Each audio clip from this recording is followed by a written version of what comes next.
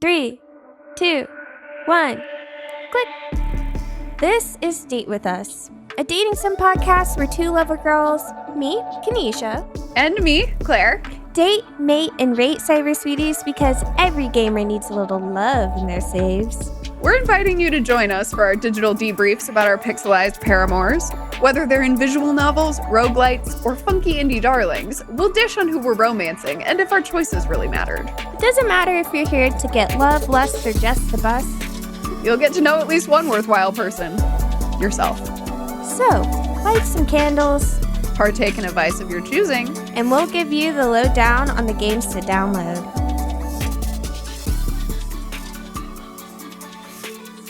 Me writing cold open as though we will create an organic cold open by just saying that is hilarious.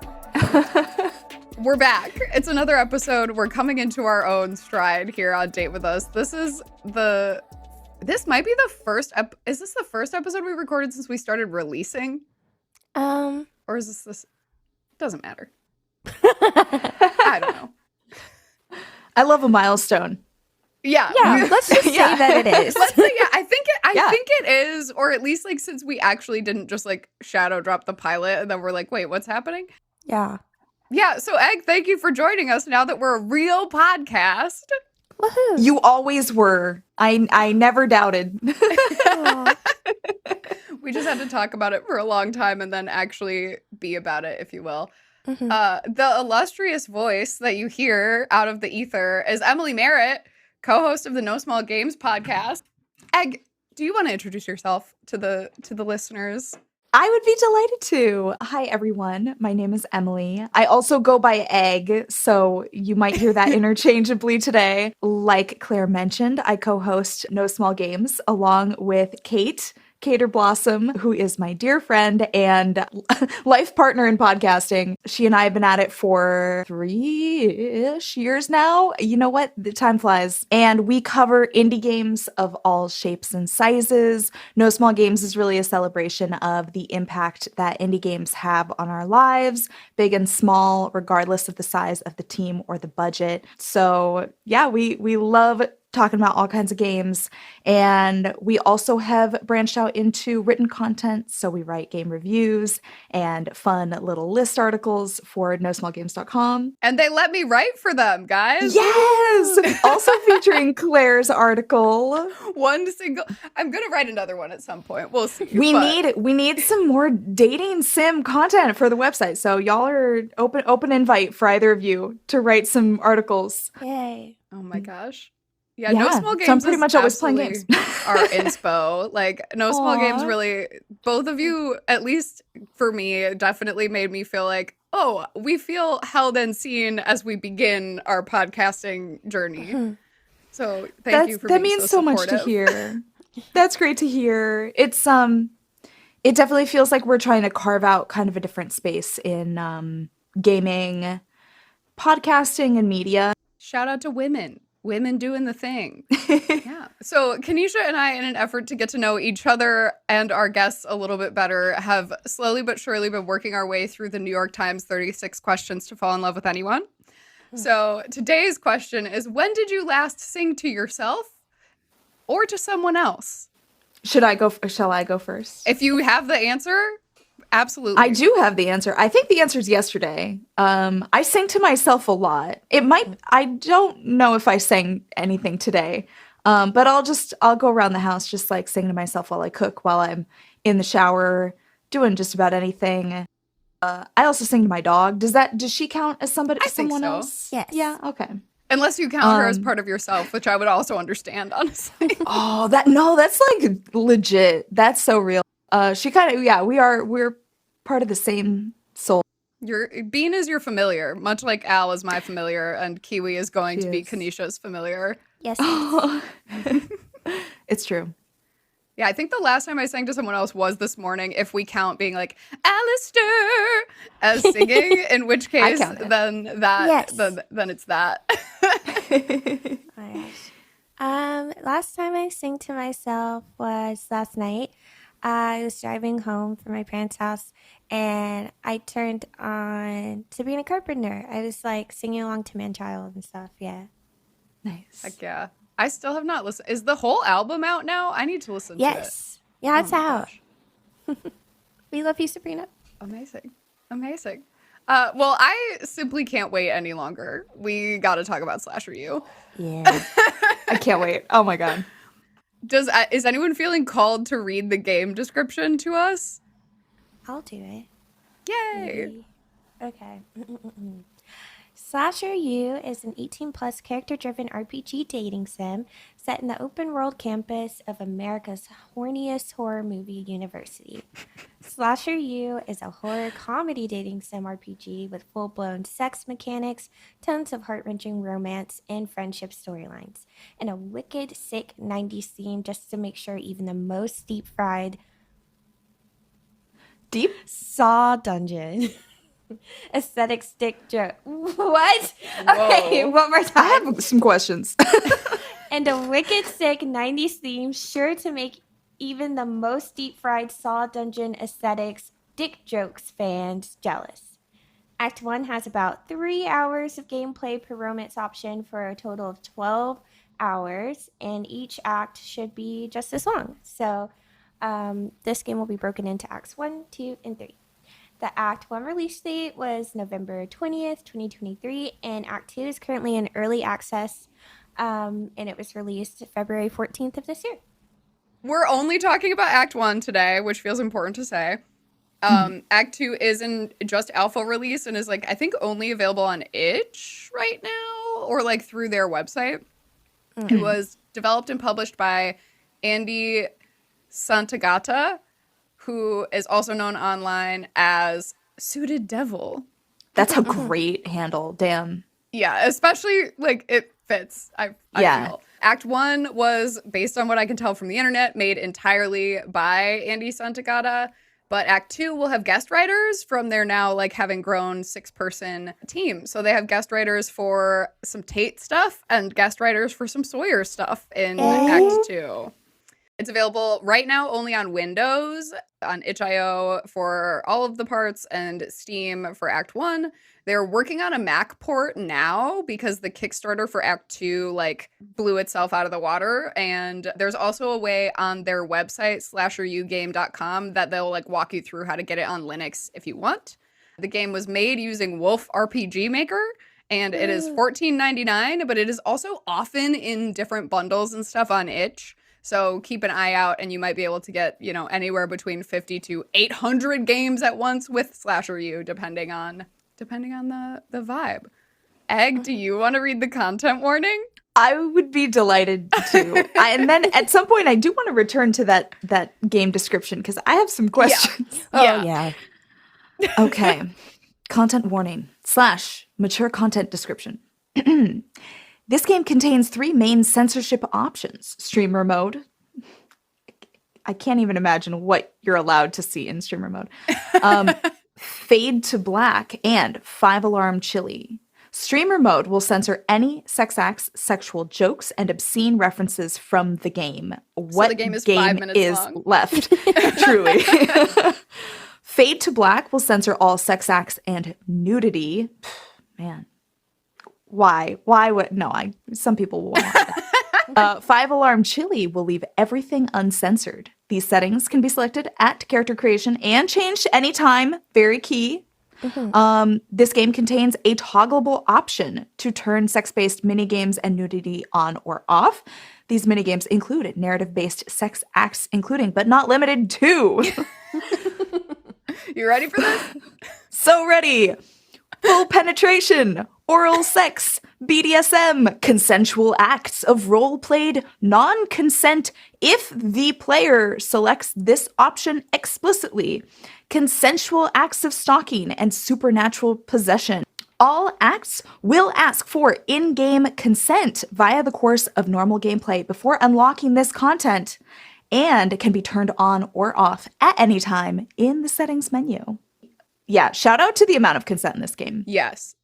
Honestly. All potentially triggering content here, including suicidal mentions of parental alcohol abuse, and non-sexual slapping.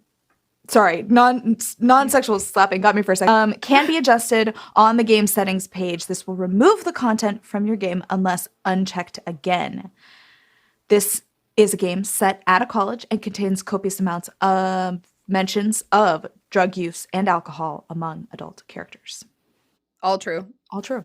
Also, this game has already won an award, and only Act 1 is out thus far. They won an Indie Kid Spotlight Award in 2024 for its impact on the community, and they were featured at Hand-Eye Society Superfest and featured in Indiepocalypse. So this game is already making an impact in the world, which is, makes sense to me, because I have never played a game like this. I have never played a game like this before. Let's revisit the game just for...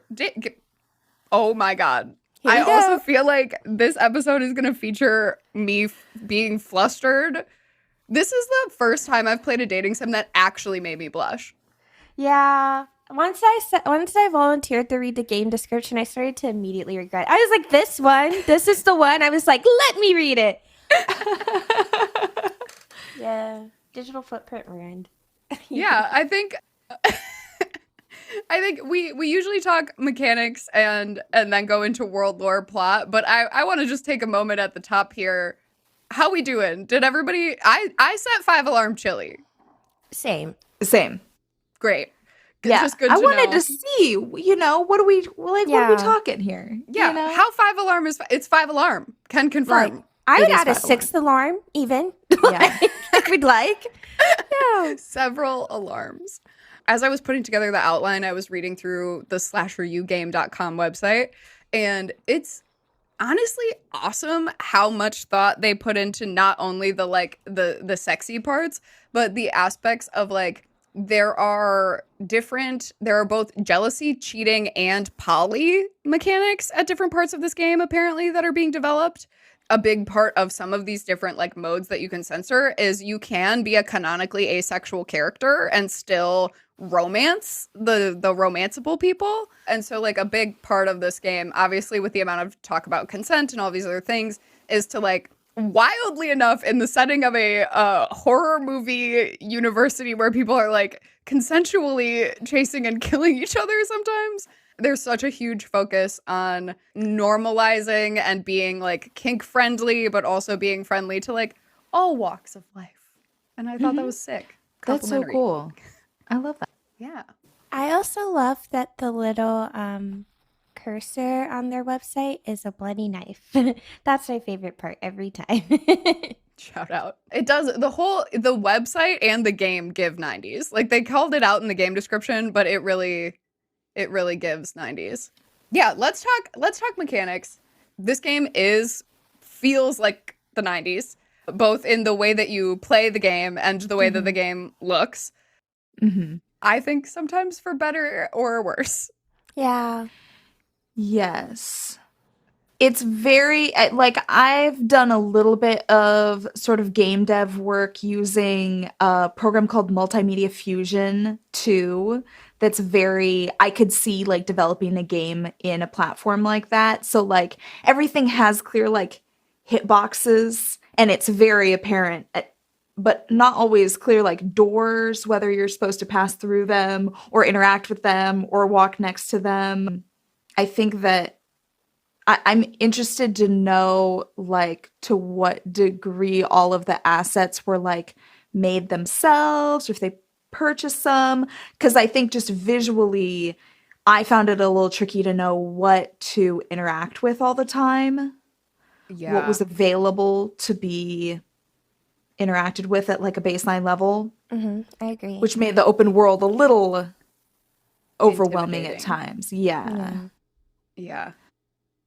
And I wanted so it is an open world with RPG elements, which I've never played an open world dating sim before that I shouldn't say that, because Baldur's Gate, Mass Effect, all of these games are open world, quote unquote dating sims. But a game that is a dating sim, first and foremost, being open world is sort of it's big, it's the slasher big, we're an open world dating sim. Yeah. And I definitely got lost a ton. Same. Mm-hmm.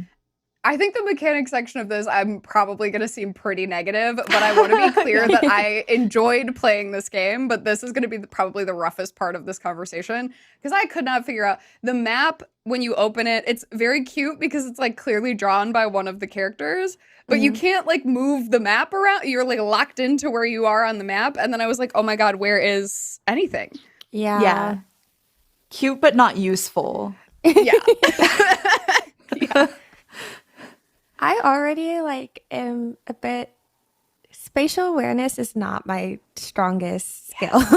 And so it was just like at a certain point I found the open world really fun because it just added another engaging element. When you play a lot of dating sims, like your brain kind of it can turn off some parts that aren't needed while you're like going through a visual novel or something. But I felt like this is really engaging and helped me get to the end that part was there. But like Egg and Claire kind of touched on, like a lot of things weren't very obvious. And with the world, I kind of just got in the habit of doing a full square every single time I needed to go somewhere.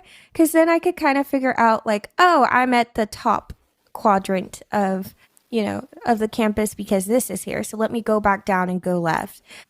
It helped that it was a very simple shape, but yeah, just nothing to really guide you other than like a very long menu from Veronica, I want to say, that you could be like, hey, you're here, where is this?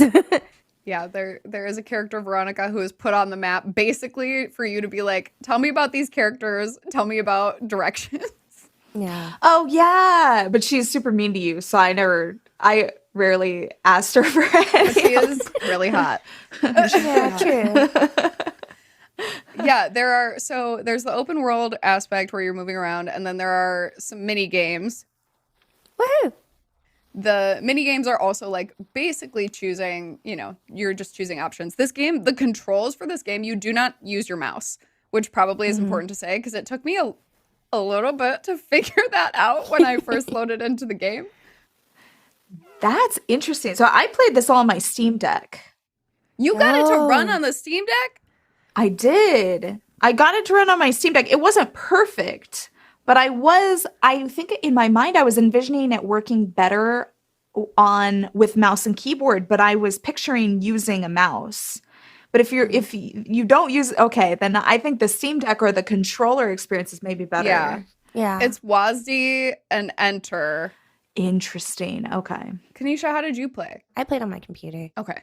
Yeah, I was like really, and I think it also like I was not a big like this type of gamer as a young person.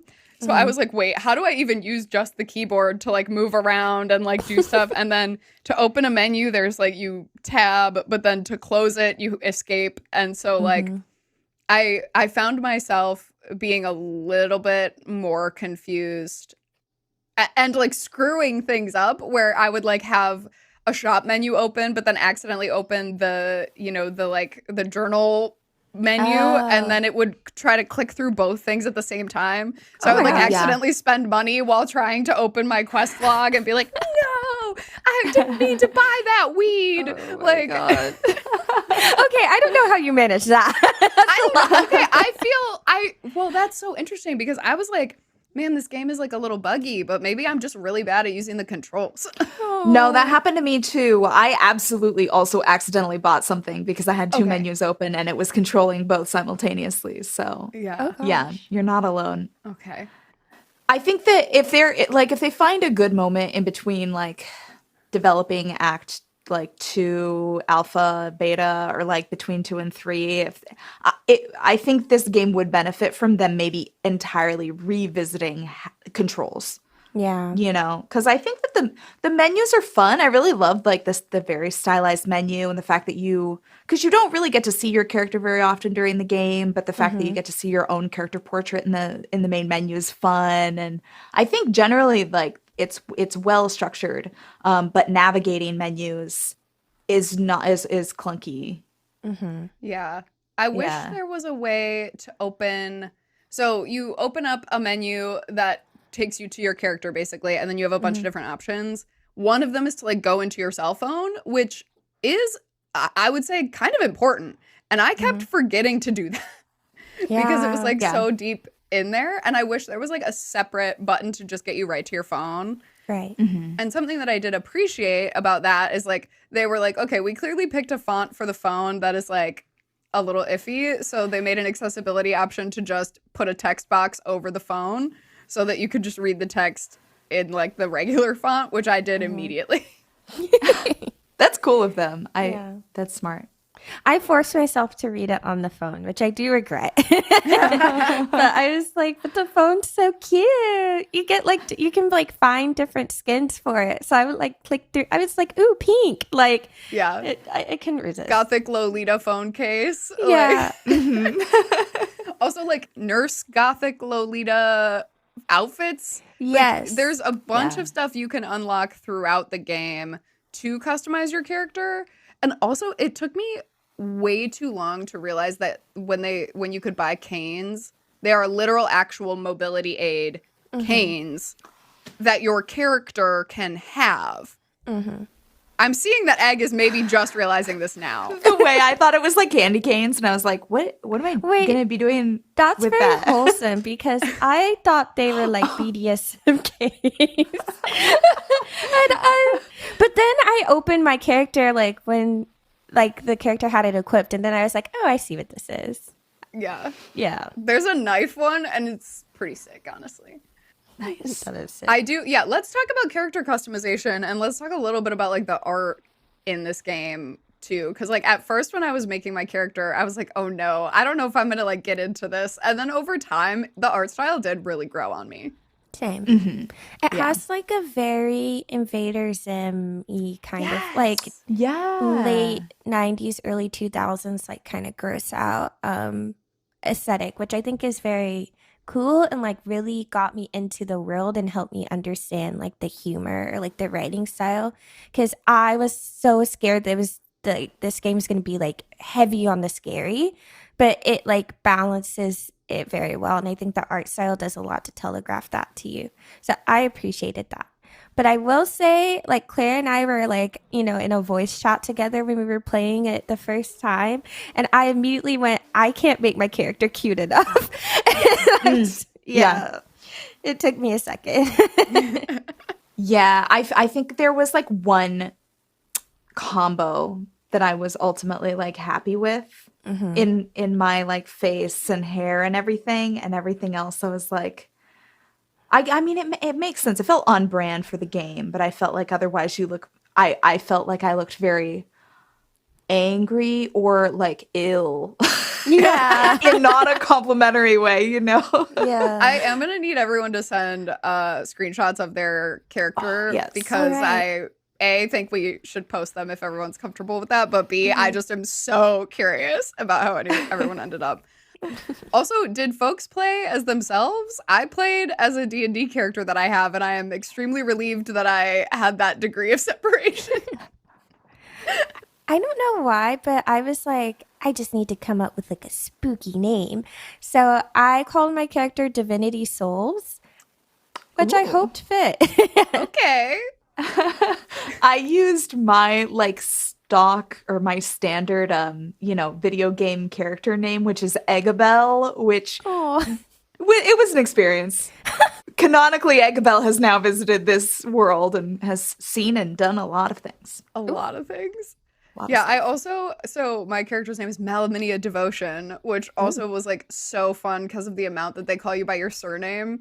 And so a Yeah. bunch of people just being like, yeah, Devotion, what's up? And I'm like, funny.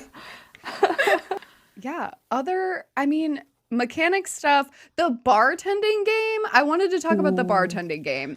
Oh my gosh, I actually didn't play it. That's the one thing. I read through the walkthrough to make sure I hit everything because I was like, by the time you sent it, I had finished everything. So I was like, let me make sure I played everything because I don't know. I wanted to feel accomplished, but I forgot. I actually didn't play that, so I'm excited to hear. Bro, you gotta be like a real bartender. You gotta memorize the freaking drinks, and then they come yeah. and because you gotta read the book because there are 3 different books that you can find or that the bartender will give you as you're trying to learn how to do this. Also, like secretly hot bartender, love that. For some reason, he's just like always showing his abs when you talk to him. Oh But he yeah. has no face on screen. In the overworld, he's like a little ogre kind of Shrekky type guy. Yeah. Wait, like a little but built yeah, that's man. right.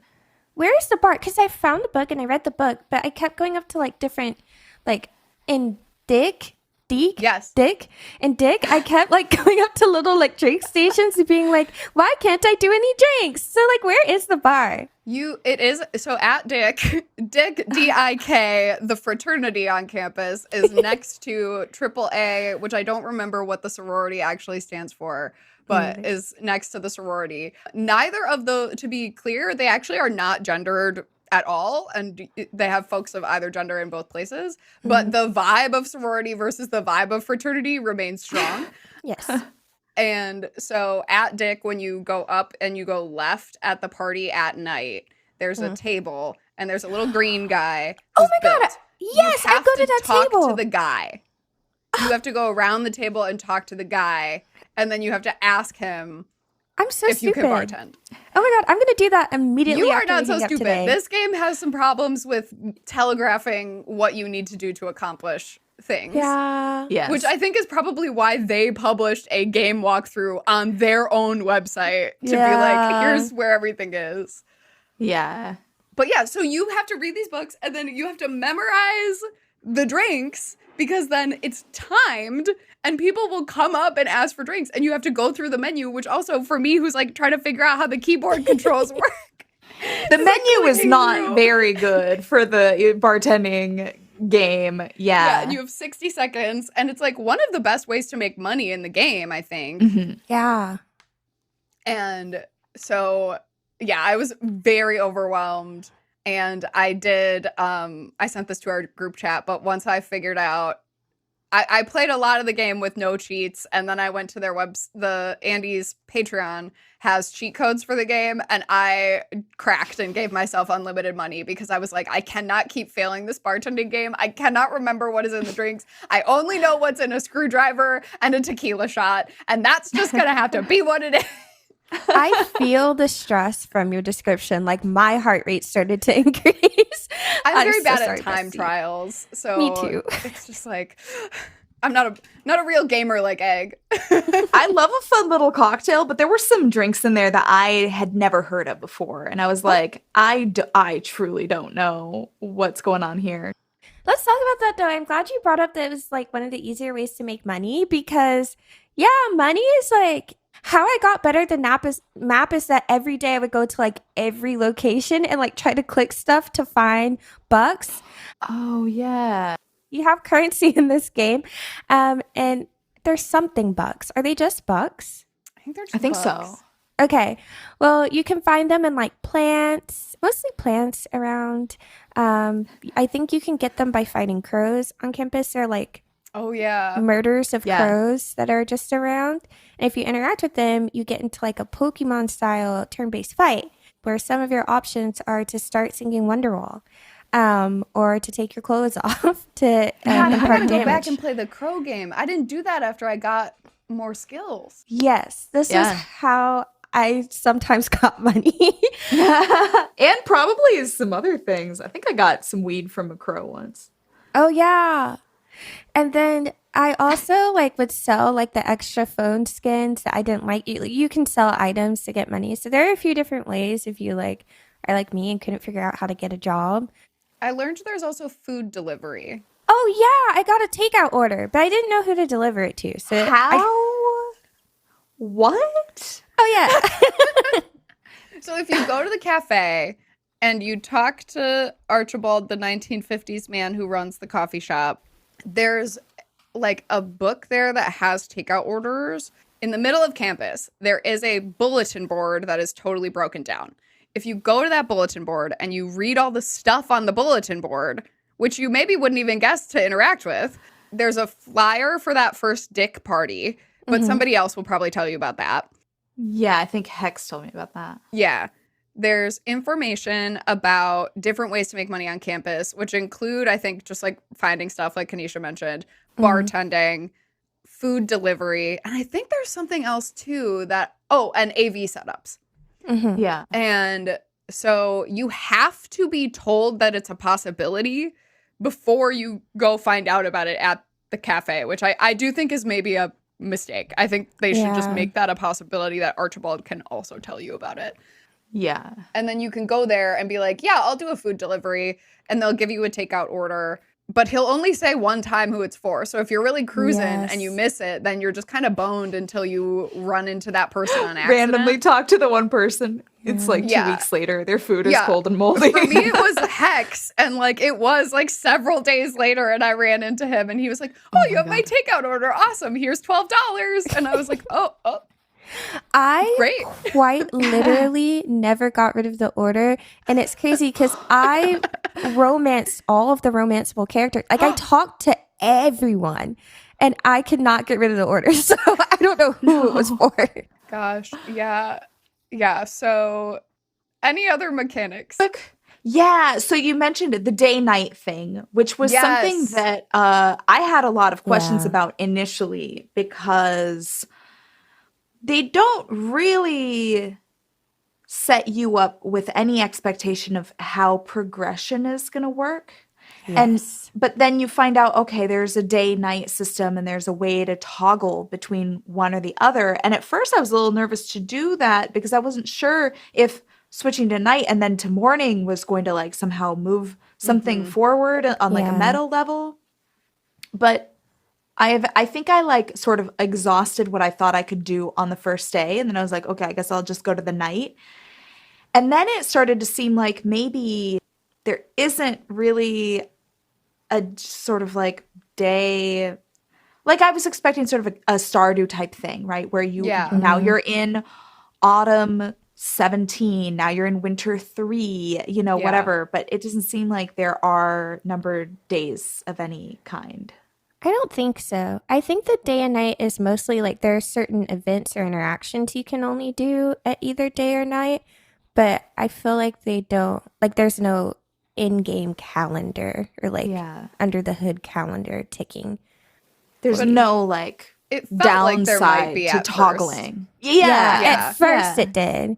Especially because they're like, it's your first day at college. Yeah. And you can also sleep, which changes the day and night cycle as well, because you have a dorm, which also crazy how large your dorm is, and that you just get that dorm and that is where you live.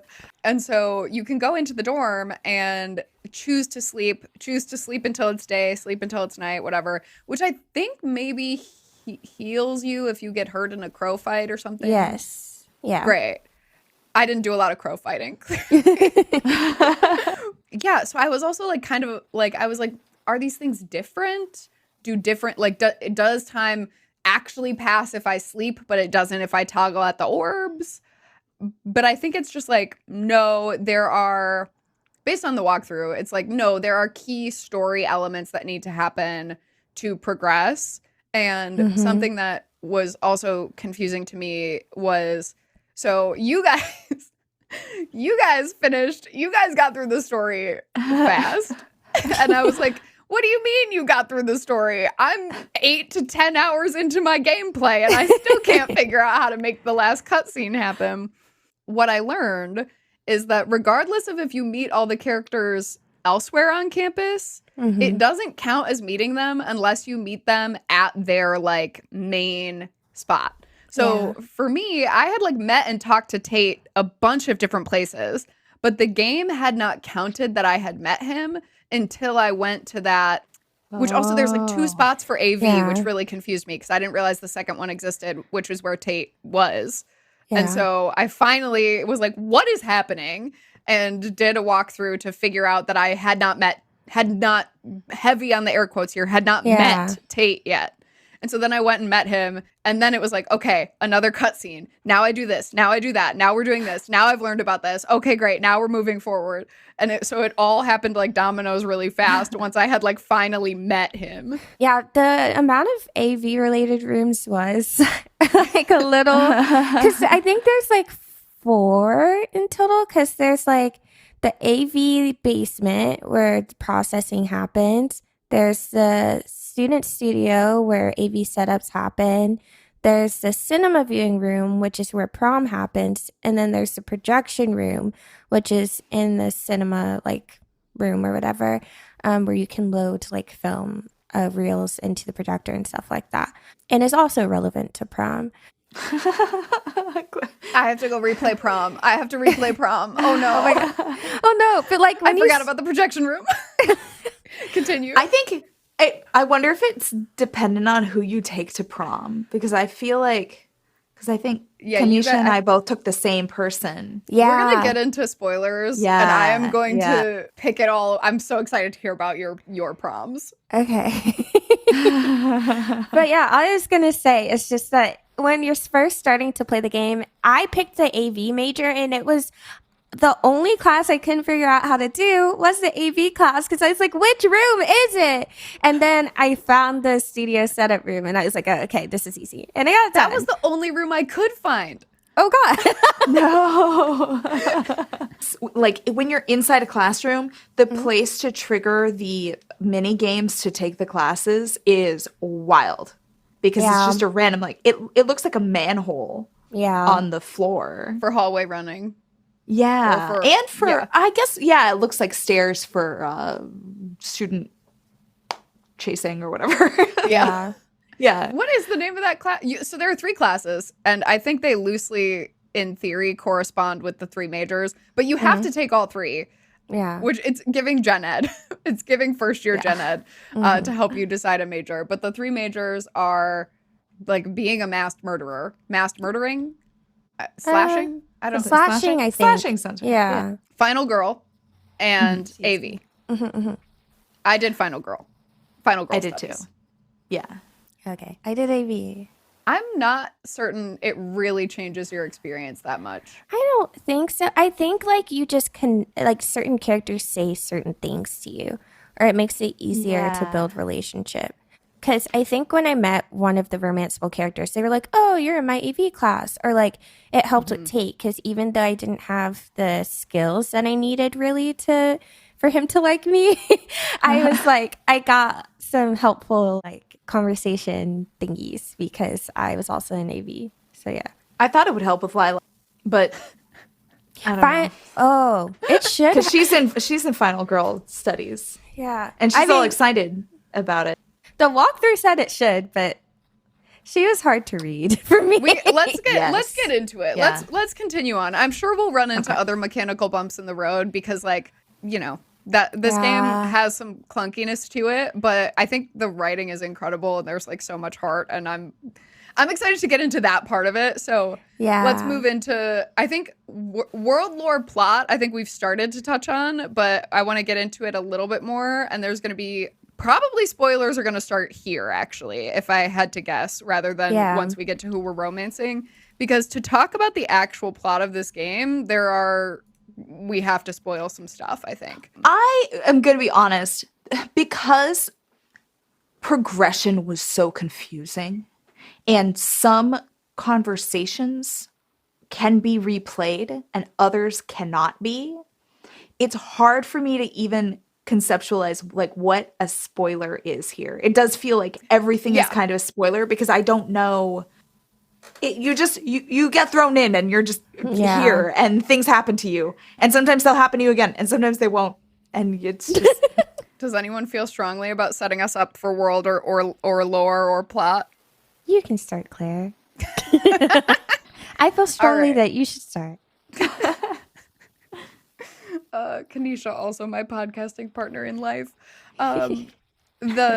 So my understanding of the plot of this game, I think, is informed by what ends the act, and I won't like go too far into that. But the gist is that you're thrust into this world where you have agreed to go to this university. The university, you realize over the course of the act, is in real life. Like, this place is in real life, and the Hays Code and the Hays like law become a part of the plot, where you're like discovering things about this. And was that real? That was a real law, right? Yes, it's real. Yeah. It's censorship from like, I think 1920s to 1968. Yeah, that was real.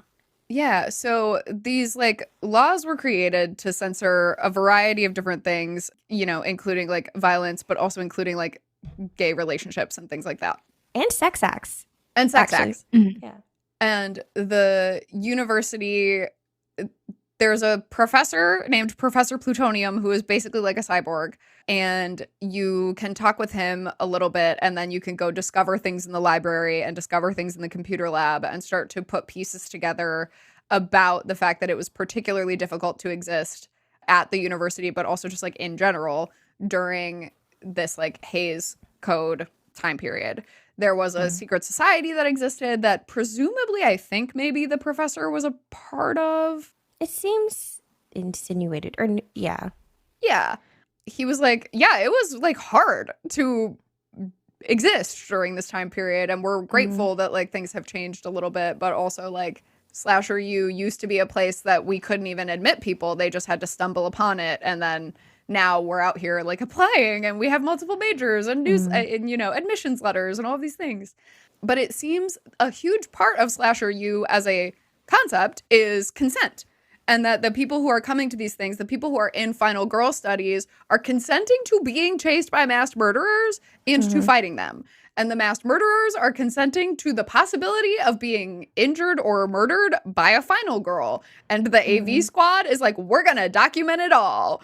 And like all of these things are very consent based. And then over the course of the game, there are, or at least over the course of Act 1, there are 4, I think, cutscenes before you get to like unlock the concept of prom. But there are 4 cutscenes where something non-consensual, someone attacks someone else in a setting that like is either violent or ruins a situation. And so all of those things inform each other, and then you like see it, it's all happening, and then there's prom, and then like someone doesn't make it to prom. But also this person doesn't die. No one has been killed yet from this non-consensual acts, right? Or did someone die?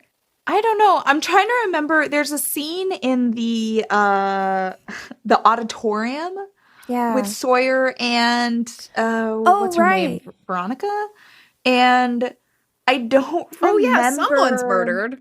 Yeah. I think somebody is murdered because there's blood, but I think they also reference like a body. Yeah, there's like an unnamed student is killed. Yeah. I forgot about that. And so people are being murdered non-consensually, which is a huge problem on campus. And Kelly, the student life director, is very upset because she needs to be looped in to all consensual attacks. Kelly... She's kind of queen. Oh, Kelly. Yes, we have staff, student workers, romanceable characters, and non-romanceable characters, or at least not yet romanceable characters. There is a vote on the slasherugame.com website to vote for who you think should be made into a dateable character. Oh, let me go. The way I immediately opened the tab. Currently, there is a huge lead. Do you guys want to guess who has the huge lead? Oh, it's probably Veronica. Yeah. The options are Veronica, Covington, Footballington, Headless Horse Mike, Kennedy Slicer Hands, Melissa, Archibald, Ashley. Which also, it took me this long to realize Ashley's last name is Summers, and it's a Buffy Summers joke. Cliff, Stitcherella, and Jenny Kind. Okay, I just voted, and the character. This is not going to be my guess, but the character I wanted to win is in the lead. Oh, interesting. My guess was Veronica. Oh, yeah. Not me spoiling I also guessed Veronica, but it is, in fact, Headless Horse Mike. Yes. Oh, okay. He's not my type. I don't know. Really tall with no head? Yeah, I like the head attached. I'm vanilla that way, you know. What can I say? I'm old school. Also like they do make a couple really choice jokes about Mike's head not being attached, and I do think that's very funny. It is fun. Honestly, I'm surprised that Professor Plutonium is not on that list because when you're talking to somebody, there are certain like little different submenus for conversation, and certain topics have this like little heart key icon associated with them. And Professor Plutonium had some of those. And I was like, oh, I thought maybe we were going to be able to unlock romance with the professors, but I guess not.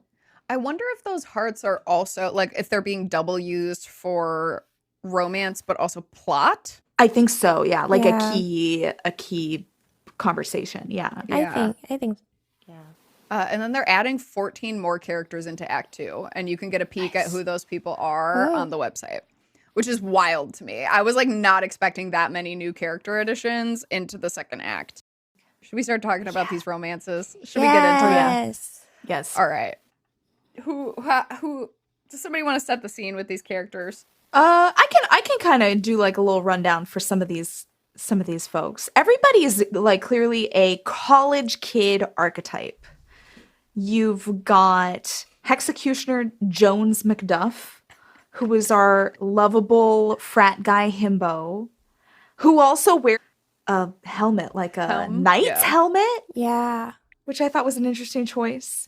We've got Tate McGillicuddy, your standard nerd, basement nerd, sweet nerd.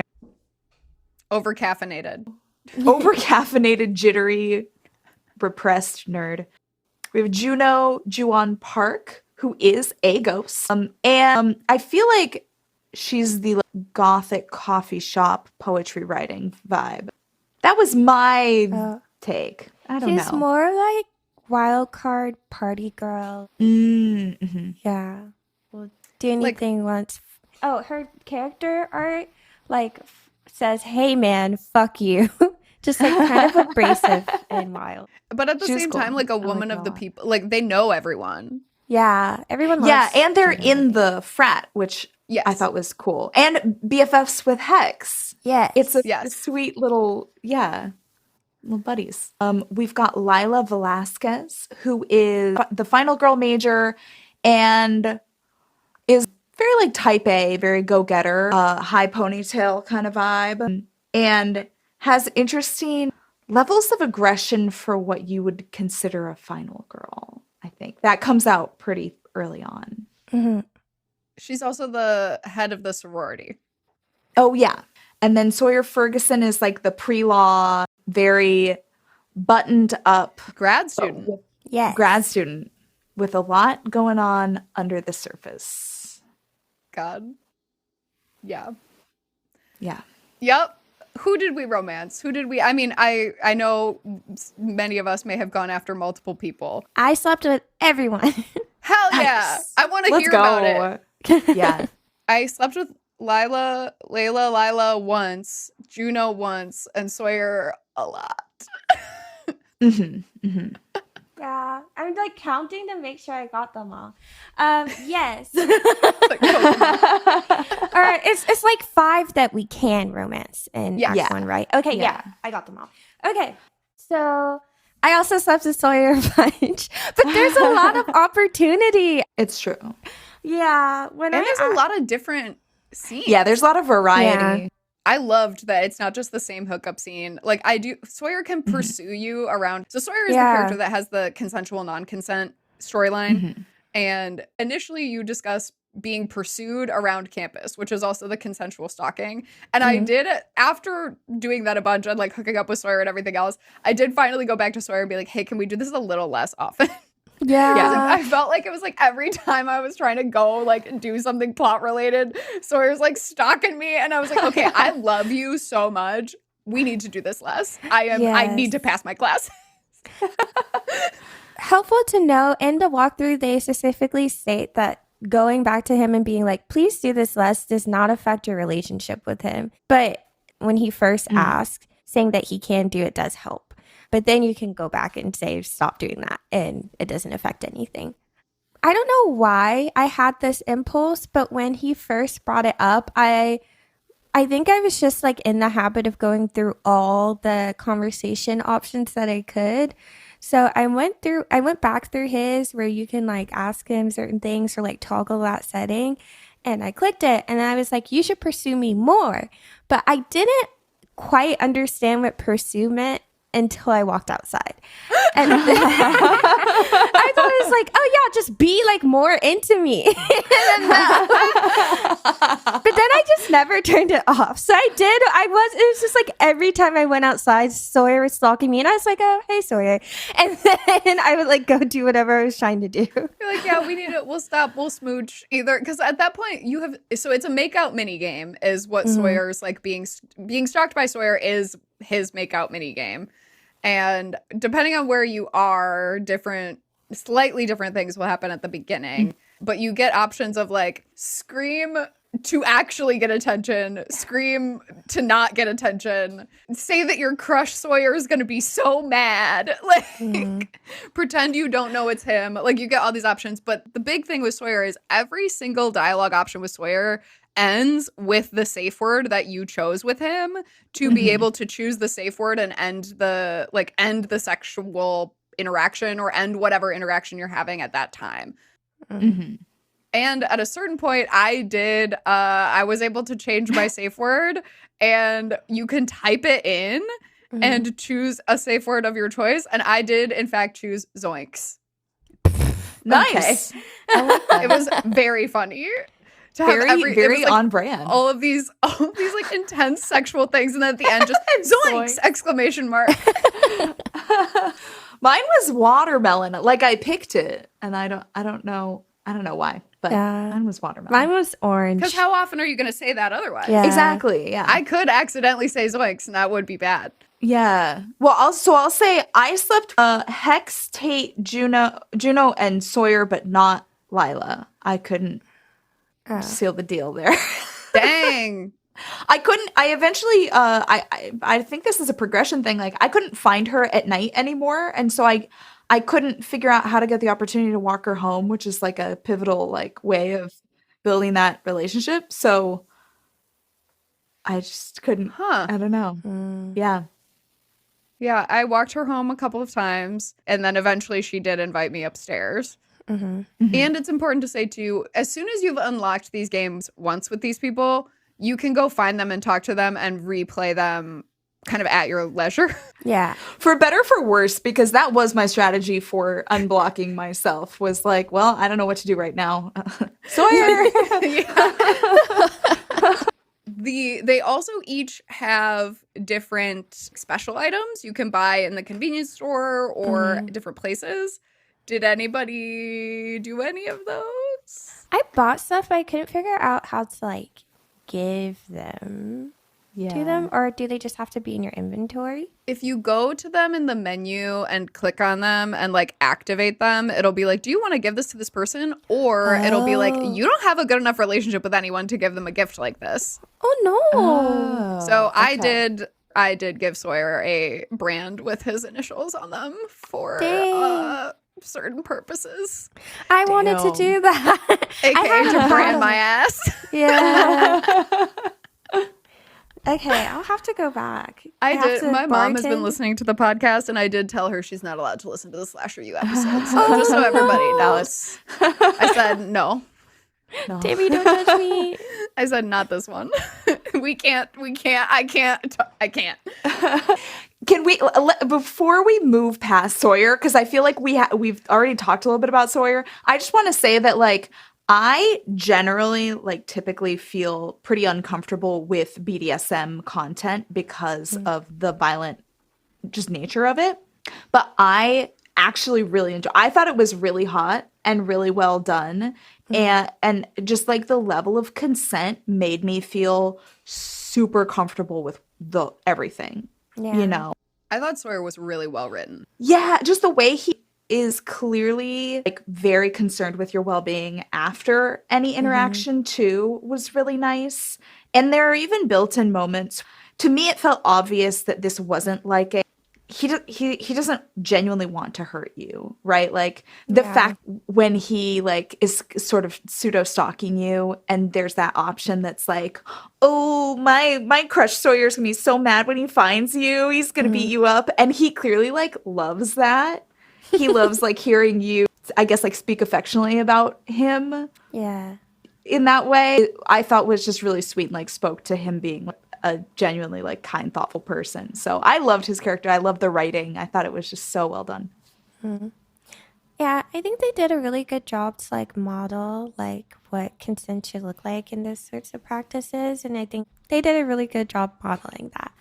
It was just fun to like have fun like within that world without feeling like, oh, like this isn't really safe, like a safe way for people to interact with. Like I felt really happy with that. And I think it was so smart for like who his character is too, because I love characters that are kind of like yandere, like tsundere, like you have to like work on them and warm them up. We were talking about this earlier, Claire. I didn't say that, but I love characters like that. So it made sense that like the person with these kinds of like proclivities is such a softie underneath it all, and like just wants to like be kind and like, you know, and that he's a grad student and he's like very serious too. I feel like some grad students, like, I don't know, when you're an undergrad and you're like, oh my God, I'm a serious grad student, and like, ooh, like, how do I get to know you? It had like the same kind of feelings. I was like, yay, I love the way Sawyer is presented. Yeah. And then like once you have him, you freaking have him. Like Oh, yeah. he is so into you, and he is so wonderful. And like, first of all, we got to talk about the party. But second of all, the sort of like pinnacle moment of Act 1 with Sawyer is he invites you, and by invites you, I mean kidnaps you, onto a very special date. And it's like, Yes. the stars are out. And like, frankly, ideal man. The picnic blanket is out. The stars are out. The candles are lit. The bong is there, and there is cake. And I'm like, and then he tells you he loves you and asks you if you'll call him boyfriend. And I'm like, this so is it for me. cute. I'm in. Like, he brought the bong and cake. What? Come on. Yeah. And so he also throws a party, basically, much earlier in your relationship, basically to strut you around. And he tries to throw a classy BDSM party at the frat house, That is called dick. where his like pseudo ex summer romance, Headless Horse Mike, is also a fraternity member. Period. And there's just like really fun. The writing there is really fun and textured of like when you talk Yeah. with Mike before you know versus after you know Yeah. that they like had been hooking up over the summer. Also, in the FAQ on the Slasher U website, the very last FAQ is Headless Horse Mike a bottom? And it just says yes and a bratty one. Ooh. And I just needed to make sure that all of us knew that because I was like, wow. oh. I love it. Yeah, that party was the first time a dating sim has ever made me blush. I was literally aghast. I was screaming the whole time. I was like, oh my God. But it was so good. I wanted to replay the party again. I was like, this is so Yeah. crazy. But it was really fun. I don't know. It's definitely the kind of thing that like I love. This is why we do the podcast. This is why we love dating sims. This is why, right? Is like, this is an Yeah. environment that I would never find myself in real life without like looking into a lot of things first and seeing how I feel about things. And this is a great way to see very, very low stakes, to see how you might feel in an environment like that. And like, that does not mean you're going to feel that way in real life. Like, please don't take that as like an advisement. Please do soul searching before you buy a ticket to a BDSM event. But like, was a great way to be like, oh shit, I'm like about to walk into a party where I am simply someone's sub and he wants to parade me around and brag about dating me and maybe tie me up in front of everyone and spank me with the paddle that I stole from his fraternity. I don't know, maybe. A possibility. A possibility. And I was playing this not on stream, like streaming the game, but I was playing this during the end of a co-working stream. And Egg was lurking and saw my face dramatically changing during the. And I was like, oh, I know those faces. I made those faces the other day. Yeah, it was a wild ride. There were like a lot of different places that Sawyer could like tie you up in front of people and then you like get him riled up and then you go hook up. Or you stay and hook. Or you stay and hook up. Yeah. And then Headless Horse Mike the next day is like, could you have been quieter? Did you have to do that in front of everyone at the party? And you walk away in shame. Or you walk away with pride because Headless Horse Mike is a fuck. F you, I'll fight Headless Mike. Horse Mike. Oh my God, you're pissed. Damn. I just am like, okay, you don't get to be mad. You treated Sawyer so poorly and then you ignored him and now you're mad? Like, bro. Sounds like college, honestly. I know. Yeah. It's so typical. Because I was going to say, if you hook up with Juno, who is also in the frat, all the fraternity people are always like, are asking so, yeah. And everybody know, like, if you go shopping somewhere, the shopkeepers are like, oh, heard you're banging this person now. Like, and it's like, holy shit. But like, that's what college is like, where it's like, oh shit, I thought this happened one time. And then all of a sudden, everyone knows everything. Yeah. I love when like I started dating Juno and people were like, "Are you actually dating Juno?" Like, did she agreed to that? And I'm like, "Yes, it's fine. It's open. She doesn't care. But yes, we're actually dating." Wait, okay, how did that happen? Because the only thing that I could have, I do not have a makeout game for Juno. I totally fucked Juno. Juno came up to me and was like, "Do you want to fuck?" After Sawyer and I were dating. So funny. And then was like, "Aren't you Sawyer's property?" And I was like, "We're not exclusive like that." Because the only options they gave you were like, Sawyer doesn't need to know. Yeah. I don't care or whatever. And then like, we're not exclusive like that. So I chose we're not exclusive like that. But I was fully ready to save Scum if Sawyer was going to be mad at me afterwards. Because I was like not ready to ruin that relationship. But I wanted to know what hooking up with Juno was like. Oh my God. So, okay. Juno was the first person who I made out with. And that was all I could do for a while, was just like, I just kept making out with Juno and I could not progress any other relationship. It took me forever to get a hookup scene. And then I finally did eventually with Juno. And I actually thought that some of the makeout scenes were like spicier than the hookup scenes I was getting. In my playthrough, every time that I hooked up with Juno, we just played strip poker and then one or the other or both would wind up naked, but then like nothing would happen. What? Oh, And I was like, this is boring. That is very, very different from my experience. Really? Like, yeah. Because I think I only made out with Juno like 2 or 3 times.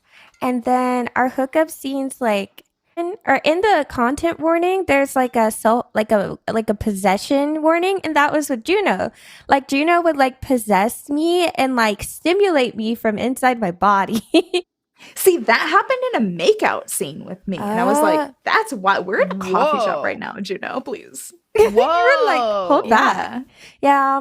My hookup scene with Juno was very short. It was the possession, and then it was like, you come immediately, over. Really? Yeah. I was like, whoa, it's basically like you're walking up the street and it's like, what is that? But like, it was in Juno's room, obviously. But also love that Juno canonically has a dirty bong. Did either of you play strip poker? No. No, I don't think I played did. it several times and I was like, I don't know. I feel like neither of us is winning. No. They would wind No up one's naked winning. briefly. And I was like, okay. Yeah. Did she talk to you about being non-corporeal and that's like an obstacle? Yeah. And she did the whole possession in the coffee shop. So wild. I feel like our scenes are pretty long. I'd never thought, I was like, oh, that was short. I don't think with any of the characters. But yeah, not with Juno. I was just like, oh, okay. Like, I wonder if there's secret beef between Sawyer and Juno. If there's a reason why. Because it was like immediately after Sawyer and I were together. And Juno was like, let's fuck. I don't know. I don't know. I know like everyone referenced it though. I experienced like, I don't know if y'all did. Sawyer was the first character I started dating. But like everyone was so afraid of Sawyer. Like, are you dating Sawyer? Like, I know like all the characters ask about each other anyway. It was just like an extra scary like, are you dating Sawyer? And then Sawyer had like multiple interactions where he confronted me and was like, did you cheat on me? I don't really want you sleeping with anyone else. Can we be exclusive? So I thought that was interesting. I feel like we touched on like the jealousy mechanics and cheating mechanics earlier. And so I thought that was really fun to play with. I don't know that Juno was necessarily like the next person I slept with after Sawyer. I think it might have been Hex that like at least wanted to make out with me next. So I don't know. Talk to me about Hex. I had no romantic interactions with Hex at all. I could not figure it out. Oh. It took me a I would really like long flirt time. with him. Yeah. But I think something in the walkthrough was like Hex's stuff unlocks when the gym unlocks. I never even went to the gym. So that's probably part of my problem. I kept accidentally going into the gym, but it helped. I do think, I think it is later. And I think mostly like I was just like talking to him, but we would flirt. I think I started dating him pretty quickly. I think he was like the person I was dating like after Sawyer. Like maybe I made out with Juno, but somehow by talking to him in the frat all the time, like I asked him about his family and stuff like that. And then he was like, be my girlfriend. And I was like, okay. But then I was like, but we haven't like made out or done anything. After a particular cutscene, I think the one in the woods, then I got the gym. That's when things started going fast because I would go in the gym, I would work out so I could like get my hotness skill up, talk to Hex, and I got one particular sex scene in the gym where you go into like the showers and you do stuff. Ooh. And then Whoa. then you could keep hooking up with him. But then I learned, so one thing, all the characters have like things that they're into. Like we talked about like Sawyer likes consensual non-consent and like chasing and stuff. Juno, I think it's hard to describe, but she does do the self-possession and like kind of likes when you're kind of like freaky and wild. And then Hex likes sex, but then he likes being dominated, which you learn. He likes it a lot. And it's kind of cute. I was like, Yeah, oh my it gosh. is. It's really cute. He blushes and he's just so precious. So you can go through like the normal options. In both the makeout mini games and the hookup mini games, there's a meter with a heart next to it. And for some of the characters, the heart has a lock. So you can pick like different options and the heart will unlock and then you get like an even spicier ending to the hookup scene, like kind of an extended scene. Or you kind of That just mechanic makes more sense Oh. now. I had not clocked what the chained heart versus not chained heart meant. Thank you for that, Kanisha. Oh, you're welcome, bestie. But yeah, so I was like, Hex's heart looks different, or like it feels like I can go further.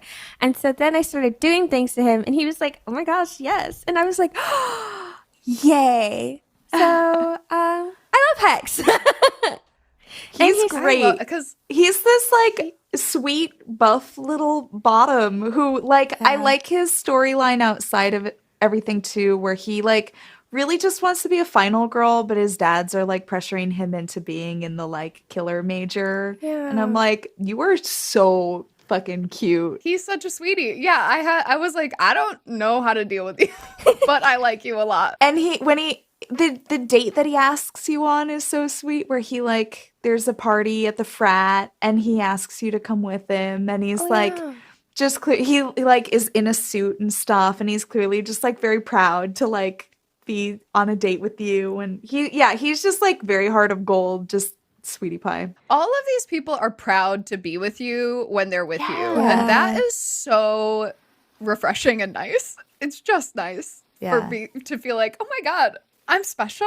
I love to feel special. So it's just so nice. That's such a good point because I feel like in some, like, even games that are dating sims and like you get in the relationship and but there's not so much emphasis around how your relationships with other people shift or change or whatever, or like how other people perceive you once you're together. And this game does pay special attention to that and how it might make you or other characters feel. I think that's so thoughtful because you like even within dating sims, like you don't see like that much attention to it or like how it affects like the plot even. Just co-signing that it's really nice. Yeah. I think Layla next and then Tate, because I think there's going to be a lot to talk about for Tate. Yeah. Yeah. Layla has a good girl, bad girl situation going on. Yeah. Tell me about what the deal is with Layla, because like I said, I made out with her a bunch and then I couldn't proceed from there. So Yeah, based on what you choose, I think you probably had more experience with Layla than I did, Kanisha, because I only hooked up with her once or twice, but she'll ask you to walk her home, which is so funny because she's such a badass and she Yeah. absolutely does not need you to walk her home. But you go find her and then she'll be like, oh, can you walk me home when it's dark? And so you walk her home. And if you're like me, the first time you get totally lost and Yes. spend a really long time with Layla stuck to you because you can't figure out how to get back to the sorority. Yes. But then after like once or twice, or depending on what options you choose, the makeout minigame will happen. Yeah. And then depending on that like heat meter, I think, eventually she'll be like, do you want to come upstairs? Yes. And then you go hook up and she has like a cute little like corset outfit and then obviously the nude as well. And she basically, based on if you're being bratty or if you're being not bratty, she will either be like, you're a bad girl or you're a good girl. Yeah. and it sort of, I guess she can like remember over time your choices for that. Yeah. So yeah, Kanisha. That's about it. Yeah. I think I chose to be a very good girl most of the time. So, yeah. It's funny too because in like the dorm, I think based on like how you can move around in her room, she has like a little chamber attached to her normal like room in the sorority that you hook up in, like her doming you and stuff. So, it's really fun, and I think it just kind of speaks to like Layla's like hot and cold nature of just like she can do both inside and outside the classroom. So yeah. Yeah, I liked Layla a lot as a character. Mm-hmm. There's also the like she doesn't like me enough for me to give her the gold mask. Oh. But I guess if you give her the gold mask, that like gets added into the scene as like part of part of the component, similar to the brand with Sawyer. Oh, I like that. And then Frank and Dick is one that you can use with Juno. Yeah. And the pink collar is Hex, I think. Yeah. Does she ask you like to be your date to some like formal event or something? She did not ask me. Oh. Oh. She and I think we are not that close. Like, I think she might be my most distant person right now, at least. I think I just didn't get her. I didn't get what she wanted out of the interaction. And I think what she wanted out of the interaction was not what I wanted out of the interaction. I think it was like purely a compatibility thing. Like I probably wouldn't really have enjoyed her hookup scenes either. I didn't really enjoy her makeout scenes. So yeah. I feel like I just like understood Layla's thing of like she like wants you to be nice to her but not too nice, and like don't just agree with her to get her to like you. Like she's very like she wants you to be a whole independent person like she is, but then in the bedroom that's when you can like lean into one or the other. It's fun to like play that role. So toward the end, because I think we did get like pretty close. Like one time I asked her to date me and she is like, no shade, but like, you're not good enough for me. And I was like, oh my God. But then I asked her to date me again and she's like, oh, okay. But she, I think she asked me to come to like either a formal or like some kind of banquet or something. And I have to like dress up and she's like, you're the only one that I can ask. And I do want to go with you, but you can't embarrass me. And then there's more to be seen in Act 2, I think. So yeah. But I think I was also dating everyone. Tate was my last person to date, but not because I just couldn't figure him out. It wasn't because of like where I was in the story. But she was the second to last because it also took me extra time to figure her out. Yeah. Tate is the only person that I actually agreed to date officially. I think because I was not sure whether or not that was going to preclude like other interactions with other people. And so I was like, nope, I'm a free agent. Yeah, I only dated Sawyer. But then Tate was just so cute. And when he asked, I was like, oh, I can't say no to you. Yeah. He's such a sweetie. I was pretty aggressive. I think Tate asked me. But everyone else, I was like, are we dating? Are we dating? Are we dating? And I was like, I'm just going to keep asking until you say yes. Don't do that in real life. That is called coercion. Don't do that in real life. Don't do that in real life. But in the game, I was just like, we've hooked up now. We're dating. Ha. And yeah, they all went with it. They would just ask about each other. I think the people that people ask the most about asking about each other is crazy. But they'd be like, aren't you dating Juno? And I'd have to be like, Juno like seriously does not give a fuck. And they were like, yeah, you're right. And then they'd be like, everyone asked about Sawyer because I think they didn't want to get murdered. And then some people asked about Layla. Like Tate asked about Layla and was like, aren't you dating Layla? And I was like, it's not that exclusive. And it was funny because it would end up being like one after the other, like in one conversation with one character. So I think I was dating like Sawyer, Juno, and Hex when I was talking to Layla, maybe. And she would be like, is Sawyer gonna kill me? And I'd be like, no. And then she's like, aren't you dating Juno? And I was like, she doesn't care. And then she'd be like, are you dating Hex? And he's like, no. Like, we're not exclusive. Like, it was just funny. Yeah, the way the dialogue tree maps, where it's like, oh wait, I haven't talked to you in a minute, and now you have to ask me about all the people I've been boning. Like, There sorry. are some glitches with the dialogue. Yeah. Yeah. There was a situation that I could not resolve with Tate. We can talk about that in a second. Well, here, because we haven't gone into anything with Tate yet. But there was something that I think there was actually like a bug, and I couldn't proceed. But anyway, Claire, you say what you were going to say first. I was just thinking, like, there's some, I think, dialogue tree issues in some of the hookups. Specifically, I mean, I replayed Sawyer's the most. So, like, there were a couple moments where it was like, wait, I am performing an act that necessitates that this person is nude. And then I would click and it would be like, Sawyer rips off his pants, exposing his, like, himself. And I was like, wait a minute. What? Yeah. And that happened a couple of times, specifically with Sawyer, when I think there's like just an issue of like whenever it would cycle back to something, it needed to be one slide later from him removing his clothes. Because it was like, I literally am seeing him naked on screen and it's like Sawyer removes his clothes. And I'm like, wait, literally wasn't I just, okay. Like, like, I just, in my head, was just like, oh, he just like has it out with his pants. That's okay. I did go and discuss that with my partner because I was like, this is annoying. Why is this happening? And he's like, well, maybe it's just out and it's just not. And I was like, no, it's telling me that it is exposing himself. That would imply that it was not exposed before. You're correct. So maybe it just needs a little rewording or something. You went like but I was like, English teacher there. You were like, excuse me, redundant. Actually, yeah.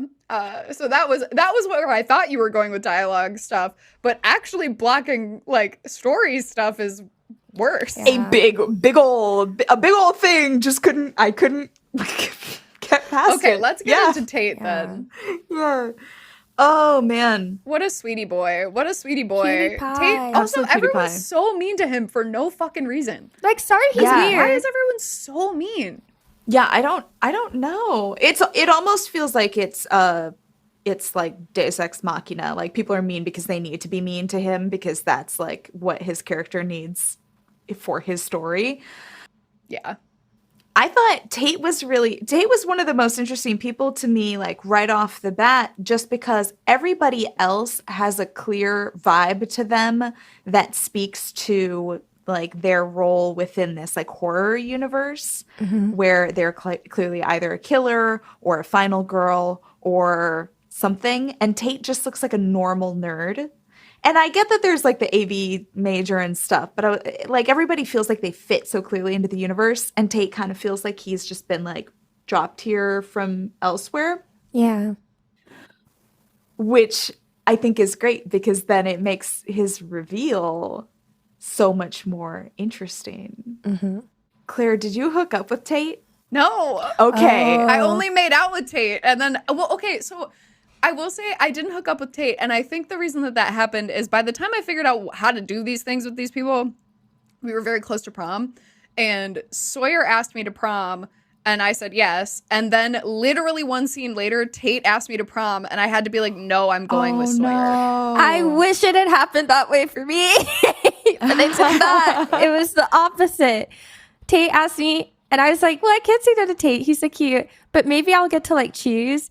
And then Sawyer was just like, why the fuck are you going with Tate? Have fun. And I was like, I thought you would like be like, no, go with me. But anyways, continue, Claire. I'm sorry. Oh no. When we talk about prom, we'll talk about the promposals. But I need to hear about Tate because I have no idea. He asked what my favorite coffee is and then brought it to me a lot. And then we made out. Yeah. He walked me home and we made out. And that's as far as I got with Tate.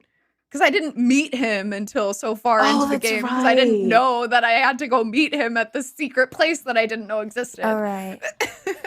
So Tate's like barrier and like hang up is that he's just like very underconfident and like didn't grow up in a situation where he felt particularly like valued, and there was a lot of darker stuff going on there too with his family. And so just like definitely like low self-esteem issues, but once you kind of like build up trust with him, then you unlock everything. And I think this is dependent on how high you get the meter going. And this might be like an unchained kind of thing or not. But this happened the first time that I hooked up with him, where as soon as he finishes, the whole vibe of the room changes and he erupts into this eldritch horror being that takes over the room and is like, Tate is mine, I'm in possession of him, blah, blah, blah. And you have like a whole conversation with this creature. Yes. And then it eventually goes away. Yeah. Claire's face, you can't see her, but she's doing like the scream. Claire's gonna have to put her eyeballs back into her myself. skull after this. My question was, is there a way I can go further with this and continue the hookup post transformation? I have not managed that. Maybe that's an Act 2 thing. I don't know. I think it is. I think it is. Because I also went back to him after that and hooked up with him. Yeah, the same thing happened, but we didn't like after the horror pops up, then it's just like end of scene. Yeah. It says at the end of the scene, this is another like continuity issue where it says he vanishes, but he's like in the overworld, he's still there in the room with you. And I think you can even talk to him. So part of his plot and the thing that I got stuck on is that there's a moment, and this is, I think once you start dating him, there's a moment where you can take him back to your dorm room after you've hooked up and he's disappeared. You find him right outside your door and he's like, you've got to help me. Like, can you help me hide this body? Oh my God. I didn't get that. He's like, I transformed, right? And I think he, even though this happened, at least for me, it happened right after hooking up with him. But the story he tells you is like, I was like doing something in the AV room, or I was like in class or something, and somebody said something mean to me, or it was just an accident. And he transforms into his eldritch being thing, and then eventually comes to, and he's just like, there's a bunch of blood, and he's next to this body, and he's like, I don't know what I did, but like, can you help me out? Okay. And so he gives you the body. But here was the thing is like, I couldn't find it. Technically, like I took it, but I couldn't find it in my inventory. And I wasn't sure if it was one of those things where like plot wise, you just have it, but it's not like an actual formal item. But then later on, there was a conversation where he was like, hey, I need your help again. Do you still have that body? But then it would cut directly, he would ask that question and it would cut directly into the beginning of a different conversation, and I could never answer his question. And so I don't know what happens at that point. That feels like maybe an Act 2 thing. Maybe it is. Like too early. Yeah. Very buggy. Whoa. That is wild. Yeah. I feel like I was playing a different game. I was like, dang, I didn't get that far. That's crazy. Yeah. Is it giving like Dr. Jekyll, Mr. Hyde? Yeah, but I don't know. I don't think that he did. Did they tell you how this happened to him? Yeah. He has a really interesting backstory with like his family, where his father was physically abusive, and there was one moment when he was in high school where, his dad got angry about something, and Tate felt threatened, and I think he said he has like a younger sister. And felt like just generally his family was being threatened, and like something in him snapped, and he just like this thing took over, and then he'd kind of just all these been characters that way are ever since. so full. Yeah. Like, I'm just wow. Yeah, that's crazy. Everybody's got so much. There's so much to unpack with each of these. Yeah. They're very thoughtfully written, I think. Should we talk prom? Let's talk prom. College prom. College prom, yeah. All right. Is that a thing for either of you? No. Okay. There was like a dance our senior year. Was there? I think, but it was like it was like a celebration of whatever, and there was lascivious, but that was not prom. Though Slasher, you should have a lascivious. What was lascivious? Lascivious ball is an event where you go basically as scantily clad as humanly possible while still abiding by like basic public decency laws. Oh, I remember I this. never went because I was afraid, but we did. I had some friends who went who really enjoyed it and had a really good time. I never We went. had I a think, party called Vegas Night that was basically that. And it eventually Oh. got canceled, I think, my senior year or junior year. I feel like in every context, like through high school, college, etc., like my cohort was always the wildest one that like ruined every Guys are future ruining stuff. class's no. fun because we were just too out of control. I do want to make it clear that I actually never went to Vegas Night, but I heard lots of stories. But we wouldn't know if you did because what happens there? Stays Stays there. there. Yeah, so did you guys ask people to prom? It sounds like all of us maybe just got asked to prom. But I also think the only Tate and Sawyer have promposals. Yeah. Everyone else you have to ask. I don't have a super clear recollection of how it went with Tate. You're just chatting and he's like, "Hey, do you want to go to prom with me?" Was there something more special to In the it? coffee shop, I think he gives you a coffee with like a winky face or a heart or something on That's it. it. Yeah. That's Okay. that's what I experienced. Sawyer asks you with blood and rose petals and a real heart, an actual anatomical human heart. I'm so annoyed. And you follow the blood and the rose petals, and you find him with the human heart. Whose is it? We don't know. It doesn't matter. And then he asks you to prom, and it's so cute. I'm sorry, then you that's so tell much people more in real romantic life. than coffee. Yeah. Damn. Right? Yeah. Like, sorry, but also at one point, and I did not know when to work this in, so I'm just going to say it now. At one point, Sawyer's like, I'm researching the physics of blood as lube, blah, blah, blah, blah, blah, blah, blah. And I was like, bro, what? Oh, okay. And I love how he goes about it, though. He's like, I really looked into this, and here's what I found. Yeah. I was like, God damn, I do love you. What the hell? Yeah, so you get asked to prom, and then you choose when you start prom. So you have to buy a prom ticket from Kelly. Shout out. If you're like me, you cheat to get money to get your prom outfit. I think I just wore like a sweater. I didn't even occur to me to change my outfit. I think the outfits are drawn sort of like universally. Like, I don't think they're matched to the body types that you choose. And so for me to find the right outfit with the right body type that I had chosen took a little bit more. And actually, I ended up choosing a black suit for prom.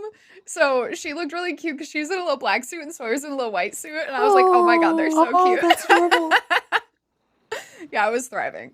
But yeah, so I need to hear about prom with Tate. I want Emily to go first.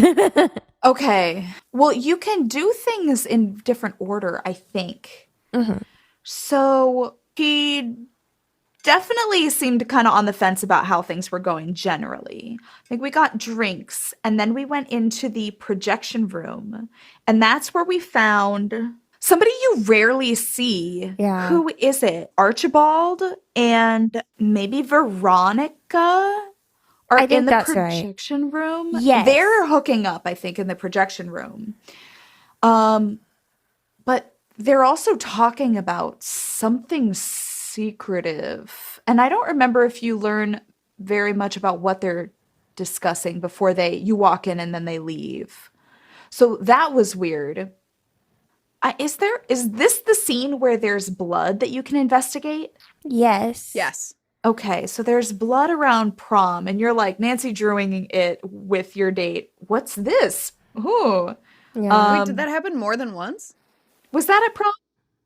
It was at prom. I only found one blood spot at prom. No, because if you go into the production room, that's where the I think that's my bucket mistake. of blood is. Oh, yeah. So, okay, so then all that's going on, and I'm like, what is about to happen at prom? But then I'm just exploring what else you can do, and people are talking about prom king and queen.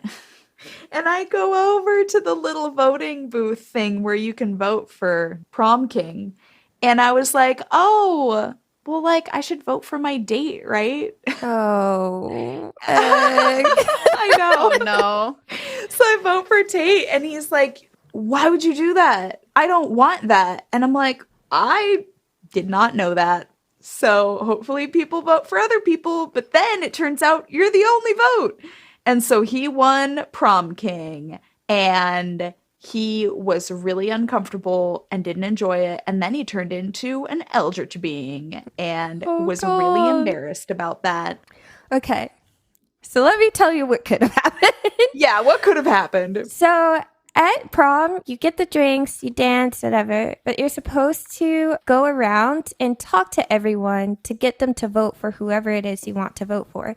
So had you gotten 3 people or more to vote for Tate, they would have carried him with the pig's blood in the bucket and like dumped it all over him. So then it would have been worse. But for me, I went with Tate. And I kind of sussed that this is going to happen because I talked to Juno, like one of the early conversations, and she mentioned it. She was like, I want to be carried, like da da da da. And then I immediately sensed that like Tate would not like this at all. So I had everyone vote for me, and I thought I would get carried, but I didn't. So they were just like, you're queen, yay! And I was like, okay, well, that was a waste of my time. But it was really fun, and Tate really enjoyed it because we got to talk to everybody. But yeah, that's what happened. Do you have to talk to people multiple times to get them to vote for people? Oh, because I just talked to everybody once. So you talk to everyone once and they're like, hey. And then when you talk to them again, a dialogue box comes up. And a couple of them you can ask about carrying. Mike and Juno, you can ask about the carrying thing. Sawyer, if you go with Sawyer, you can ask Sawyer who he thinks should win. And Sawyer actually gives like a really lovely speech about how Layla really deserves to be the prom queen and that she does so much on campus and that this would really mean a lot to her and that like he can't win because he's a grad student, but you can like ask what he thinks and that's what he thinks. And so then I went around and campaigned for everyone because also Juno was like, I don't know if I want to vote for Layla. It seems like she would like being carried. She'd take it as some kind of honor. And I was like, no. But I think because I didn't go into the projection room, she didn't get carried. She just won. I got everyone to vote for her, except for Mike, who like challenged me and Sawyer to beer pong and then insisted that Sawyer also be on his team for beer pong. And then I just kept losing. Yeah. When they counted the votes, everyone voted for Layla. Anyway, so I guess I did win over Horse Mike, or he just didn't vote. Yeah, so then she didn't get carried, but she had like a really cute speech when she won, and I took a screenshot of one part of it because I just thought it was so sweet. And she was like, you're all so absolutely wonderful. Seeing everyone want to actually vote for me because they actually like me means so much. And so she also like, I don't know if this is dependent on a conversation, but like in the store where you can buy clothes, she and a friend are having an argument about which dress she should pick, and you can say which one you think. And she does wear the one, at least she wore the one that I picked from that conversation, which is like a really pretty green dress. Yeah, it was very cute. And then I was like, well, nobody got carried. Like, I even went and bought pig's blood before prom because I had like read in the walkthrough that somebody gets carried. And I was like, well, I better have this so I don't have to deal with it later. But I never went into the projection room. So I guess maybe that's how you trigger it. And I wonder if you have to trigger it and that's why you couldn't get carried. I think that is what happened. You have to go to the bucket a couple of times because someone brings it up to you and then you go look at the bucket and you're supposed to go back and I think either get the pig's blood or already have it and you have to go back and fill the bucket. And I didn't do that. This is the kind of stuff where it's like, I guess you have to have the guide. Yeah, because there's not, I don't feel like a lot of this stuff was strongly implied to me through, Because like even when you run into sinks throughout the game, it's like, it'd be cool if you had an empty bottle. What shenanigans could you get into? And then you can bring empty bottles to the sink and fill them up with water. And then like you have water bottles, which is good, I guess, to get yourself undrunk if you get too drunk. But even that, I was like very confused. And that had a little bit of telegraphing as to what. And I would have loved a reminder that the projection room existed. Would have loved that at prom. Based on the way it was designed, it just seemed very like you're locked into this room. And so I was like, okay, we're locked into the room. And if I leave the room, prom will be over. Act 1 sort of ends the morning after prom when Jenny Kind has missed prom and is like strung up on the fountain covered in blood, but still alive. I think so. Yeah. Because she's like chatting with you. Yep, that's what happened. Yeah. And then I was going to say, then there's like some post Act 1, pre Act 2 content that you can do that I found entertaining. Also, I don't know if this is necessarily post Act 1, pre Act 2 content, but there was, after I finished prom, a truth or dare like mini game at Dick where you could like interact with it. I think it was behind the bartending ogre. You like go up to this ball or something and you can go and like ask different characters like truth or dare. And it's pretty fun. I learned more. I felt like I got to pressure Horse Mike and Sawyer more in their relationship. Like, yeah, it was really cool. The big thing is the like Hays Code stuff. So back to plotting that you can do. But like the secret society on campus and investigating like their former meetup. Like a location opens up for you. And you can go dig around in there. Oh, Claire, you look shocked. I simply was like, Act One's What over. location opens? It's yeah, it is on the road. It's like that bottom building. Oh, yeah. Okay, I remember that opening and then I forgot to go look. Mm-hmm. So for me, I don't know if it would be the same character every time, but me and Juno went in there and you like interact with some stuff. You found like an old picture and you find a piece of something and you like learn more about the secrets. You learn who was in the secret society and then you learn more about like what happened. But even Juno, who is a ghost, is like, this place is very eerie. Like something very bad happened here. Yeah, you can dig around there. And then I think there's not a lot of plot stuff after that. Well, and plutonium gets either replaced or yes, like yeah, because that was the only thing after plutonium gets replaced with Ashley's older sister Paisley. I was like, some dumb name with a Lee at the end because she's also like Slayer coded. They're all Buffy coded.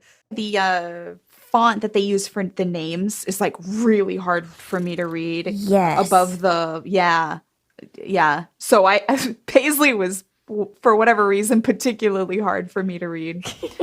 We never talked about the dean being possessed. What? Oh, yeah. He's like, I don't know if this happens post-game. I can't remember exactly when it happens. I don't think it is. I think it's like... You bring him something.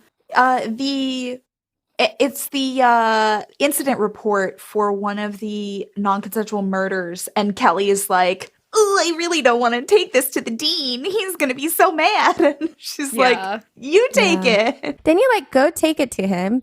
And he starts like fucking glitching out based on how much I guess you already know from your conversations with Plutonium and I think the other professors and Kelly about the Hays Code and the secret society and all of that and like different people. You go and talk to him and it's very clear that someone's family, I forgot whose, it is suggested, but a student's family on campus like basically buys him and like controls like what he's able to say about the situation. He starts to talk to you about it, but then he like snaps into some kind of like, everything is fine, nothing bad is happening mode.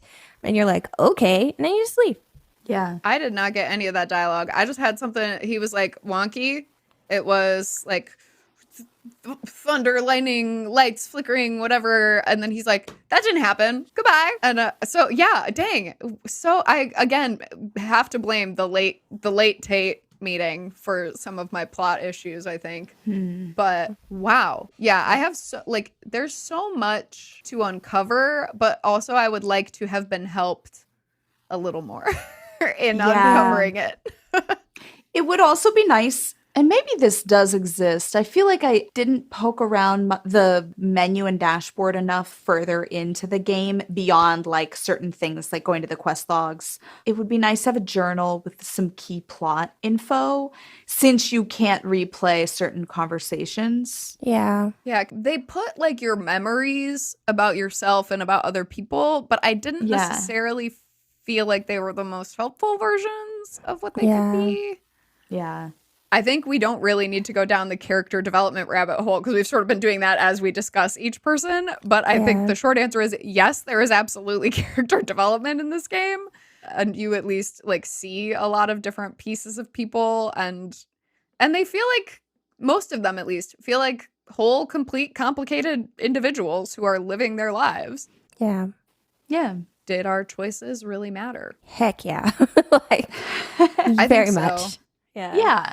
I think it's also interesting. I pulled this from the website, but I'm just going to read it. Every relationship is written with a full spectrum of orientations in mind, including pretty much every configuration of LGBTQIA plus relationships. So everyone is technically player sexual, but each romance and experience differs based on women love women, men love men, ostensibly bi, ostensibly het, etc. Player plus romance partner mechanics. Characters also have specific preferences. There's tons of fun gender stuff like character creation. You have separate gender and sex options. With love, your friendly neighborhood trans game dev. And there is an entire environment in the game where you can go and see Dr. Steinfurter, who you can just be like, I'm gonna change my name. I'm gonna change my gender. I'm gonna change my sex. Like, and you can change any of those things as you go throughout the game if you want to. And there is also the option, not just the two options of dick and balls and vag and associated accoutrements, but there is also neither / please don't make me think about this. Yeah. Which I think is also a lovely way to be like, wait, actually throw that out, move on, those sorts of things, which I thought was really fun. Yeah, I think that this game handles every piece of potentially sensitive content matter in such a thoughtful and respectful way to the player. And to the characters. They did a phenomenal job. And the characters. Yeah. Sometimes you play a dating sim and it feels like they're making fun of the kink that they're talking about, or they're making fun of the, subgenre. And this really was like, we're not making fun. Like, we're having fun and we're sometimes making jokes, but we're not making jokes at the expense of any of the characters. Tate gets made fun of, but like, we're not making jokes at the expense of the characters' like identities. Yeah. We're making jokes because Tate's a big nerd or whatever. But yeah, I thought that was really great. And then those choices obviously matter hugely in the direct dialogue in your relationships, as far as like what identity you choose and how you interact with people.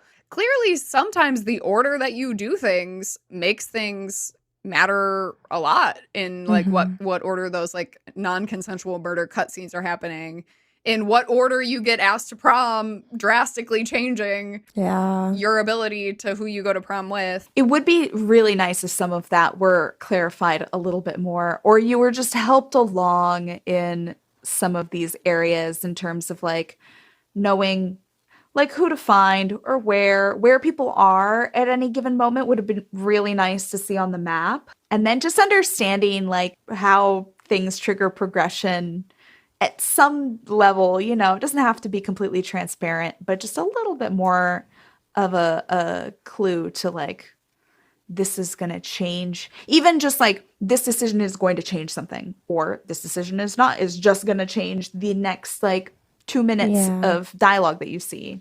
Like, I was afraid to pass all my classes because I was like, is that going to trigger the end of stuff?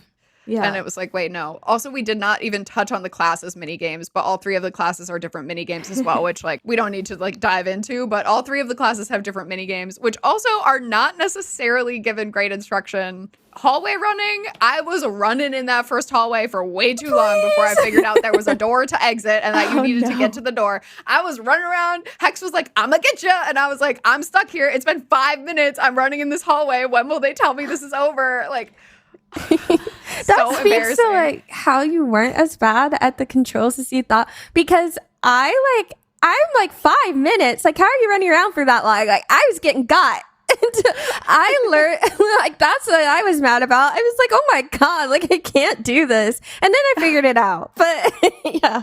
Yeah, and there are like different levels of those games as well as you're like going through figuring that out. But as we're getting down here, success, what is it? Did we have fun? I did not feel successful at this game for the first 10 hours of playing it. I had a great time, but I did not feel successful until I opened the walkthrough and started to like understand more. And I do think if you're a person who finds not understanding what is being asked of you frustrating, I highly recommend just opening the walkthrough. They're very clear when they're about to be talking about spoilers, so you can kind of inform yourself as you go. Golly, I could not believe when Egg was like, I finished prom in 3.5 hours. And I was like, I'm on hour 9. What? Yeah. So I feel like I was objectively successful, but I didn't feel successful, right? Because I didn't know why anything was happening, Yeah. and I didn't Yeah. feel like I had true agency over my decisions because I didn't understand what was triggering the need to make a decision or what the impact of my decisions was going to be. I also felt very like kind of out of control in terms of at least progression, like not out of control in terms of like I always felt like I had control over consent and stuff. The relationships I felt successful. Yeah, I think it was just overall like a bit more chaotic than it really had to be.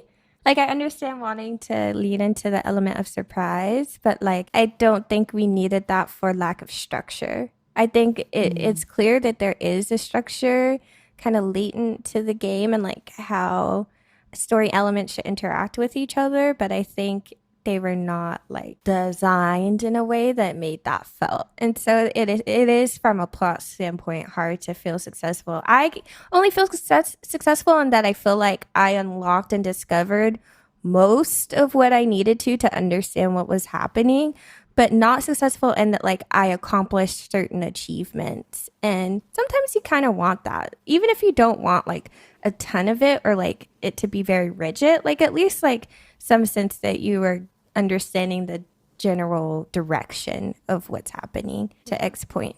And like you can finish the act, but like you can have a ton of unmet quests and achievements. Oh, yeah. in the log. I hadn't done most of what you can do in the game. Yeah. And like it seems that list is specific to Act 1. And yet you can have a ton of them either still locked that you don't even know what they are or unmet and still. And I'm like such a completionist when it comes to games. Like I want to romance everyone. I want to know what all the secrets are. I want to know all the things. And like this is a tough one if you have that urge. Mm-hmm. And if you're unwilling to use a walkthrough. Like, I'm like, okay, put me in. I need help. But if you are unwilling to use a walkthrough, maybe wait until this game is all the way fully out, fully fleshed out. And it does seem to be, excitingly, it does seem to be gaining traction and, you know, getting these awards and getting this financial support through Kickstarter and stuff like that, that I really hope that means the team is able to grow and have a little bit more like QA support. I think that really speaks to how well the game is written. Yeah. Yes. That it's getting so much traction in spite of some like clunkiness on the mechanics end.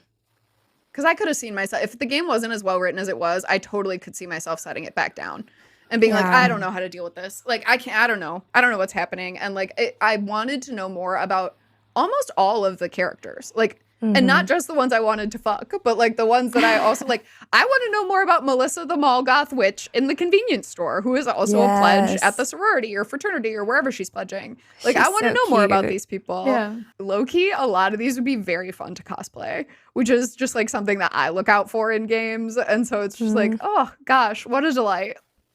I found myself, because of some of the story progression issues that we were talking about, I kind of clung to the quests. Like, I kind of am sort of, I lean more completionist than not, but I felt like I was someone who was like, I need some direction, but I don't want to use the walkthrough.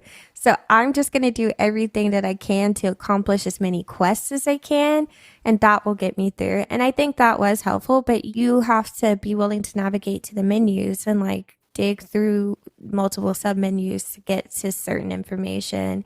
My kingdom for an on-screen quest. And I feel like on the one hand, a lot of them, because of the game's like stance or position on like very fluid relationships and sex, and like some of the quests are like, do 2 dates with Sawyer, but if you don't like Sawyer, like you don't want to do those quests. So I kind of understand not having the act locked to certain, like completing all of the quests, but I do think could have been some intentionality around like, these are story quests you have to do, and then some of those could be hidden or not hidden, and then like these are relationship quests or like, you know, bonus quests. Like, I think there could have been a little bit more categorization. Should we rate? Yeah.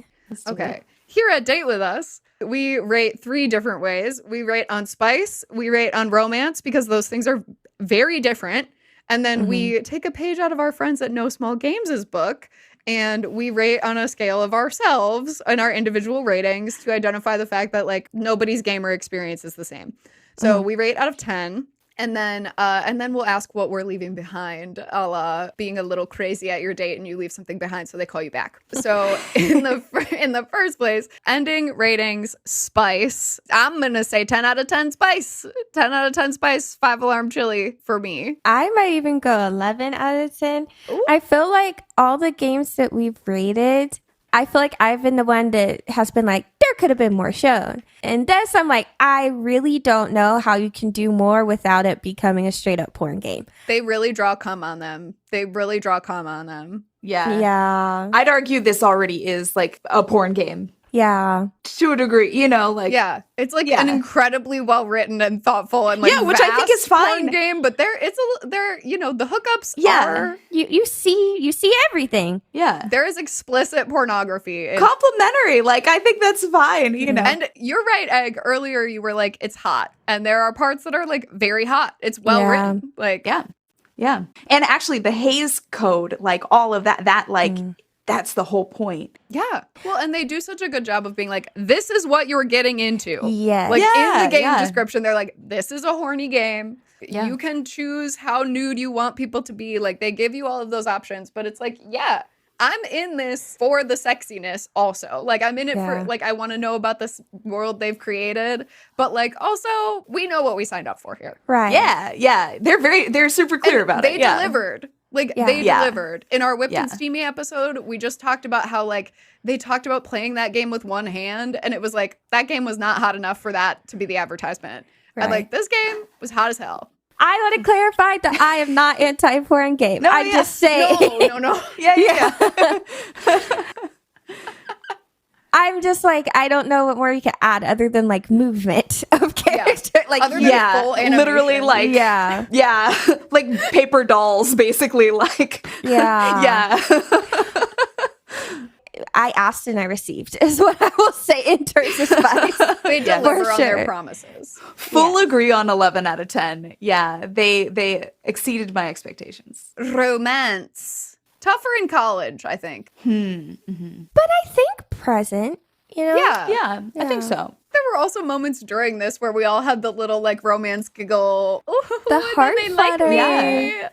Yeah, I think they do a good job balancing what can be just sex, what can be sex with romance, what can be just romance, like what those and how those elements can interact with each other. Great like slice of life romance things too. Like Yes. after the Sawyer hookup scenes when he's like I have to go to class early but like brings you a croissant and coffee. I'm like, this is so sweet. This is what I want.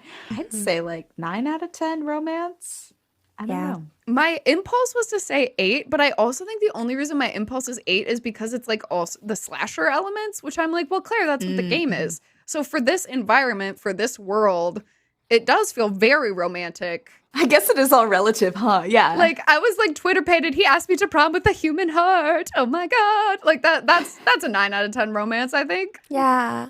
Yeah, I think I'll say 8 out of 10 because I think it's character dependent too. Like, we really liked Sawyer. So I think it's because I think we experienced a lot of romance because we liked Sawyer so much. Whereas, like, with some of the other characters, it's not quite to the same extent, but it's still romantic because you learn more about their family and there's personal elements to it. I'll just say 8, trying to consider and think about, like, romance with all of the characters. Sawyer in particular, like very, very romantic character. Overall rating. And sometimes something that happens here as well, Emily, that you should know is sometimes we'll be like, as a dating sim, this. As a game, this. We try to do overall for it as a whole, but I know sometimes the distinction can be important where it's like, did I have the best time ever with this game as a game? I don't know. But as a dating sim, it was like perfect, no notes. So it can vary a little. I should have thought about this before we logged in. It's tough because the mechanics, the issues with it really make me feel like I got to pull that number down to like a 7. And like, I don't want that to be true because I had such a great time with the writing. But like, I think until some of these things get fixed, this is a game for gamers. Like, this is a game for people who are like ready to log into something that isn't fully polished. Yeah. But I loved it. Like, I really enjoyed this game a lot more than I thought I was going to be completely honest. Same. Yeah. Here's my thing too, is that like, I don't really like visual novels very much. And so this was awesome for me because I really liked getting to move around the world. I liked the concept of an open world dating sim like this.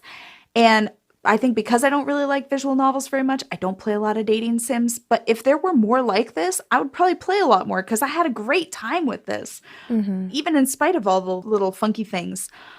But then the funky things definitely did impact my experience. So it's like for me, it's a very nuanced thing trying to like pull all of that into one number.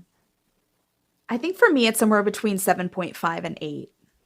It's also hard knowing that they're still working on it and that there's going to be more, and presumably it will evolve and improve. And there's 2 more acts. And like, I'm so excited about where the overarching plot is going, because it also seems like not only all the lovely things we're talking about that they are doing in this game, but it also seems like the plot is also kind of about that, and like about censorship and being yourself and figuring out how to exist as like a quote unquote other in a world that like isn't necessarily made for you, and finding your world and your community and making it what you want it to be. And that I like freaking love that. Like, I'm like, yes, all you little weirdos, go chase each other around in the woods and make your movies. Like, fucking yes. And it's an 8 on the promise of acts 2 and 3, I think. It's a 7 by itself, but I think knowing and having faith in what's coming, because I do think this is like, I think the original dev is a person who clearly cares a lot about this game and wants it to be done well. And B, I am hoping that the success that this game is finding and like the niche that this game is finding means that it will only have like more support and more resources as it continues to grow. Yeah. I'm going to say 8 because the writing and like the thoughtfulness about all the design choices and the world building, all of that, I think to me it makes up for a good amount of the little malfunctions or things that pop up. I just had like Claire said, had so much more fun with this game than I really expected to. Playing this right after Date Everything is fun because Date Everything kind of introduced that movement, but in like a enclosed space. And now we have lots of movement, lots of open world, like wandering around. It just like really made me excited about where quote unquote dating sims feel like they're going, or like getting more creative with like adding something to that visual novel element. So yeah, I say 8 because I just think it adds so much to the real world and what we're doing, the world of games. What are we leaving behind in Slasher U Act 1? We have ranged from leaving behind metaphorical things to leaving behind like an earring and a cup holder. There is sort of a wide range of what you may want to leave behind. I'm leaving behind my consent because I would like to come back. And I will consent to the things. Yay. For sure, consenting to Acts 2 and 3. I'm very excited. Heartily. I'm leaving behind in like the truest kink positive aspect of this game. I'm leaving behind one of those ball gags that's shaped like a heart instead of a ball. That's what I'm leaving behind. I think I'm leaving behind a pink collar. That's what I'm leaving behind. So cute. Well, Egg, thank you so much for being on the show. Thank you for having me. And for playing this game. Thank you for making me play this game, because this is a game I definitely would never have played otherwise. And I'm so glad I did. Well, let's do this again sometime. Thank you. Yay! Date With Us is produced and co-hosted by Claire and Kanisha. Claire does the editing, and the intro music Glimmer was composed for the show by Jason Duran. Find us on Instagram and Blue Sky as Date With Us Podcast. And don't forget to share, rate, or review the show. Tell your crush about us. We dare you!